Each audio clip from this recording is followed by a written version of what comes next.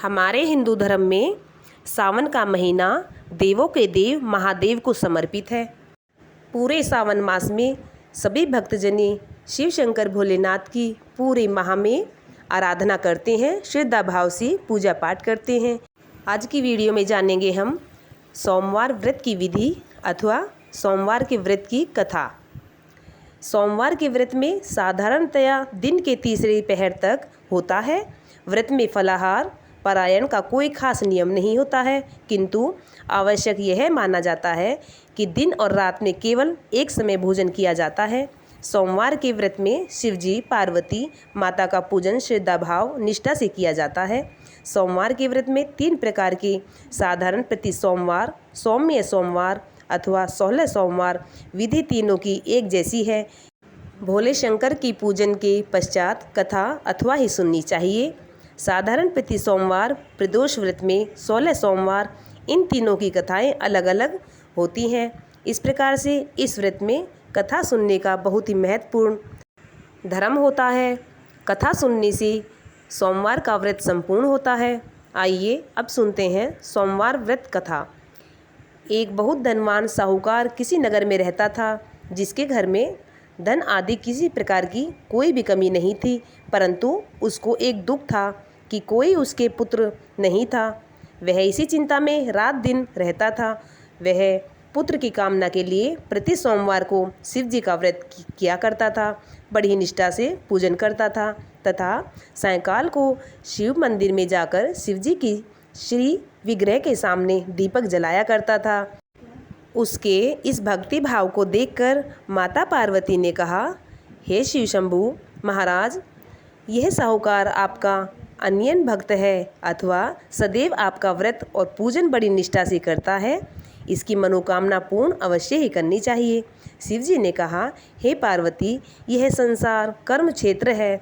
जैसे किसान खेत में जैसा बीज बोता है वैसा ही फल काटता है, उसी तरह से संसार में जो जैसा कर्म करता है वैसा ही फल भोगता है। पार्वती माता ने अत्यंत आग्रह से कहा, महाराज, जब यह आपका सच्चा भक्त है तो इसको अगर किसी प्रकार का दुख है तो उसको अवश्य ही दूर करना चाहिए, क्योंकि आप सदैव अपने भक्तों पर दयालु होते हैं और उनके दुखों को दूर करते हैं।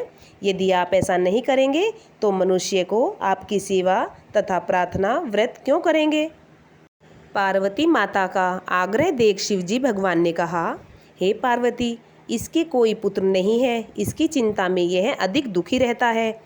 इसके भाग्य में पुत्र न होने पर भी इसको पुत्र की प्राप्ति का वर देता हूँ, परंतु यह पुत्र केवल 12 वर्ष तक जीवित रहेगा। इसके पश्चात वह उसकी मृत्यु हो जाएगी। इससे अधिक मैं और कुछ इसके लिए नहीं कर सकता।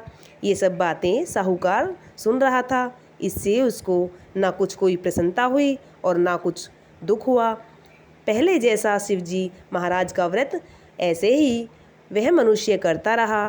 कुछ काल व्यतीत हो जाने पर साहूकार की स्त्री गर्भवती हो गई। 10वें महीने में उसके गर्भ से अति सुंदर पुत्र की प्राप्ति हुई।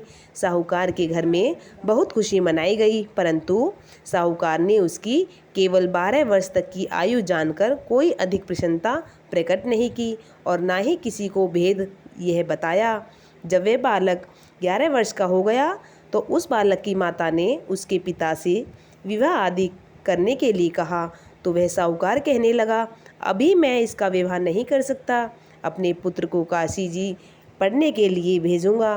फिर साहूकार ने अपने साले को बुलाकर उसको बहुत सा धन देकर कहा, तुम इस बालक को काशी जी पढ़ने के लिए अपने साथ ले जाओ और रास्ते में जिस स्थान पर भी आप यज्ञ करते और ब्राह्मणों को भोजन कराते जाओ।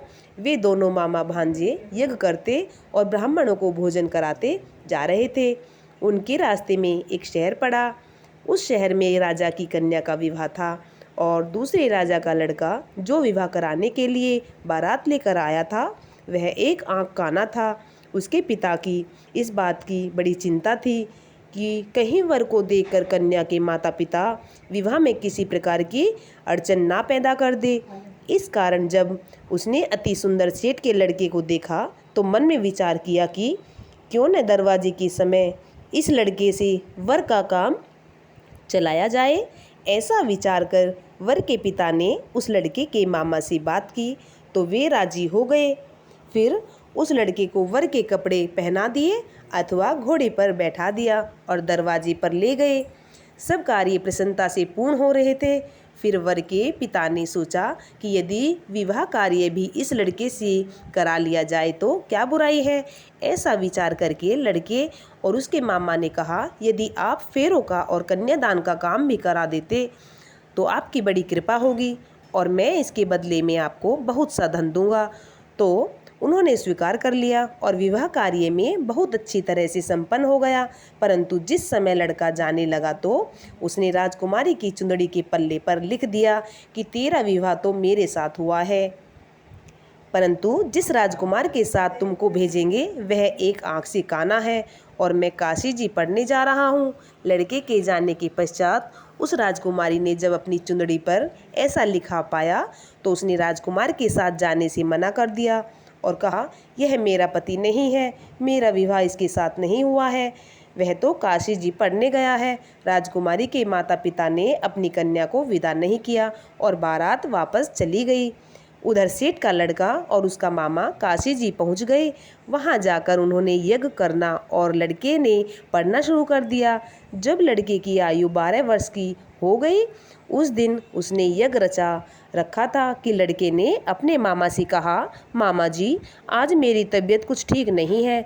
मामा ने कहा, अंदर जाओ सो जाओ। लड़का अंदर जाकर सो गया और थोड़ी देर में उसके प्राण निकल गए। जब उसके मामा ने आकर देखा तो वह मुर्दा पड़ा था। यह सब देख उसको बहुत दुख हुआ और मामा सोचने लगा कि अगर मैं अभी रोना पीटना मचा दूंगा तो यज्ञ कार्य अधूरा रह जाएगा। अतः उसने जल्दी से यज्ञ का कार्य समाप्त किया और ब्राह्मणों को जाने के बाद रोना पीटना आरंभ कर दिया। संयोग वंश उसी समय शिव माता पार्वती उधर से जा रहे थे। जब उन्होंने जोर जोर से रोने की आवाज़ सुनी तो माता पार्वती कहने लगी, महाराज कोई दुखिया रो रहा है, उसके कष्ट दूर कीजिए। जब माता पार्वती और शिव ने उनकी आवाज़ सुनी तो शिव पार्वती जी उनके पास जाकर देखा तो वहाँ एक लड़का मुर्दा पड़ा था। पार्वती जी कहने लगी, महाराज यह तो उसी सेठ का लड़का है जो आपके वरदान से हुआ था। शिव जी कहने लगे, हे पार्वती इसकी आयु इतनी ही थी, सो भोग चुका। तब माता पार्वती ने कहा, महाराज इस बालक को और आयु दे दीजिए, नहीं तो इसके माता पिता तड़प तड़प कर मर जाएंगे। माता पार्वती जी बार बार आग्रह करने पर शिवजी ने उसकी जीवन दान का वरदान दे दिया। भोले शंकर की कृपा से वह लड़का पुनः जीवित हो गया।